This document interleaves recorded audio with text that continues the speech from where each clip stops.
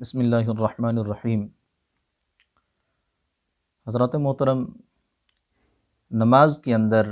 اگر کوئی آدمی حالت قیام میں سورہ فاتحہ سے پہلے بھول کر تشہد پڑھ لے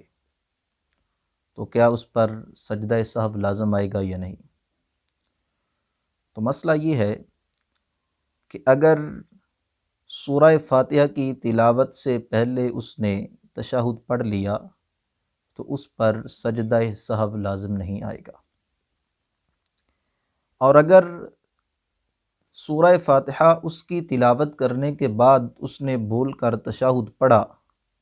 تو اس صورت کے اندر اس پر سجدہ سہو لازم آئے گا، کیونکہ سورہ فاتحہ کے بعد سورت کا ملانا واجب تھا۔ اب اس نے جب تشہد پڑھا تو اس نے اس واجب کو مؤخر کر دیا، لہٰذا اس وجہ سے اس پر سجدہ سہو لازم آئے گا۔ اگر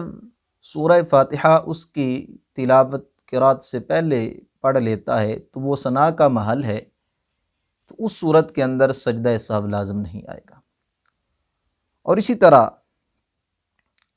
فرضی نمازیں جو ہیں ان کی آخری 2 رکعتوں کے اندر اگر کوئی تشہد پڑھ لیتا ہے تو ان آخری 2 رکعتوں کے اندر تشہد پڑھنے کی وجہ سے بھی اس پر سجدہ سہو لازم نہیں آئے گا۔ اور اسی طرح تشہد کی حالت میں، التحیات کی حالت میں قعدہ کے اندر اگر کوئی آدمی تشہد پڑھنے کے بعد سورہ فاتحہ پڑھ لیتا ہے بھول کر تو اس پر بھی سجدہ سہو لازم نہیں آئے گا، اور اگر تشہد کی جگہ پر سورہ فاتحہ پڑھتا ہے،